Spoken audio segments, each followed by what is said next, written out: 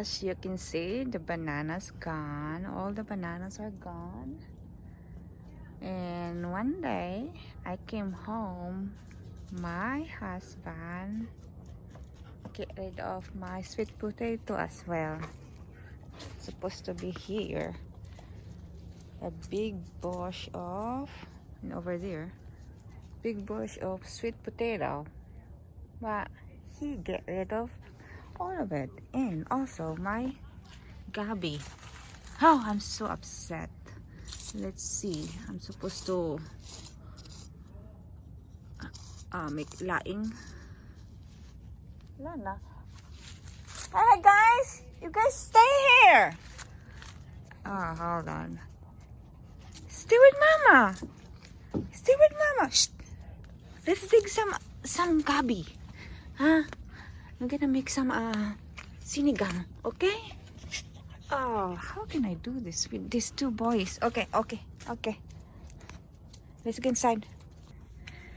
That's the reason why I can't do LS in my YT channel. Maraming pasaway.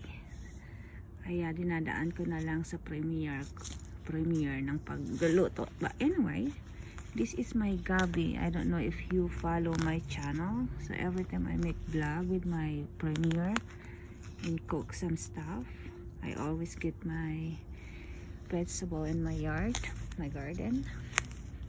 And if you see my gabi, it's nice and bushy and healthy. But my husband kill it. And at least I have the bulb. I can make this as, or I can add it with my sinigang. Let's see if I have some daw. Parang wala naman. Pwede bang isigang ka? Wala. Parang wala.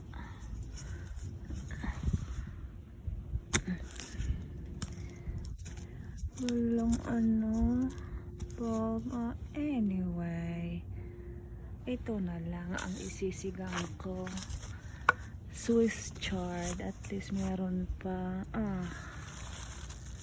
I am so upset with my husband. Ito pa, marami sana. Parang meron dito, meron akong isisigang. Bungkalin ko lahat to. Taran! Meron akong nabungkal na kayamanan for sinigang. Diba? Pwede na yan. Diba? Meron. Oh, hi Ellie. You wanna help Mom to cook sinigang?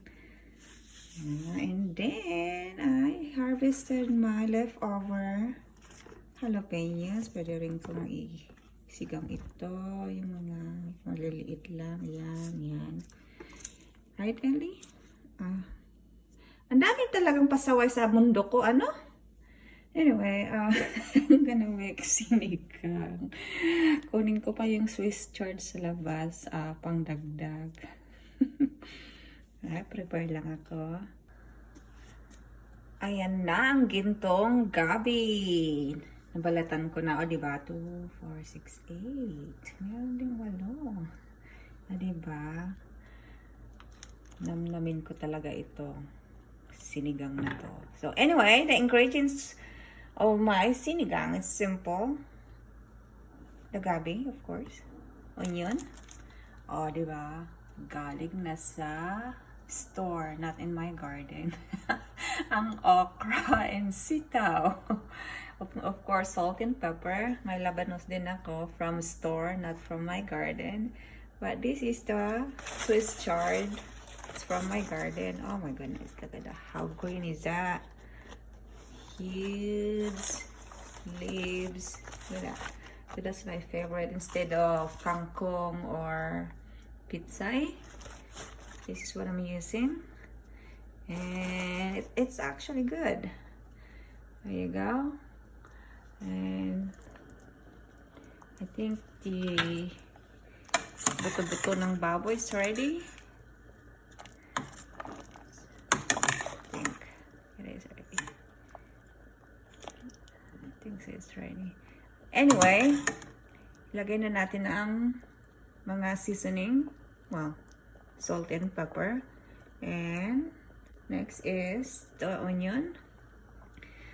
I'm gonna chop and slice all the ingredients first. Alright? It's time to put the gabi. Diba marami din. I think the gabi is ready.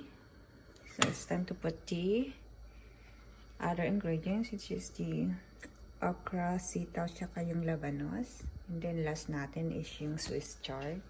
Okay? Ayan. Nilagay ko na lahat. Pati yung yung hard part ng Swiss chard, yung tangkay. That's one. It looks like celery, but that's the part from there. The hard part. And the sili, the jalapeno. So, papaluan lang natin. They look so yummy. What is this? What is that? That's not good there. Goodbye. Old yun, old. Papaluan ko lang ng about 2 minutes. And then, lagay na natin ito. And it's so pretty! Before I put all the leaves, lagyan natin ng pampaasim. Yan po. Yan, nalagyan ko na po. The reason I put the tamarind first before the leaves, para hindi siya malamog pag nilagay na natin, kasi pakuluan lang yung tubig and then patayin na yung yung apoy. And then, ready na siya. Ayan, kumukulo na. Ayan. May masarap na ulam na naman ako. I think I'm gonna eat this for at least 3 days. Kasi ako lang naman kumakain ng Filipino food dito sa bahay. I got that yummy soup. Oh.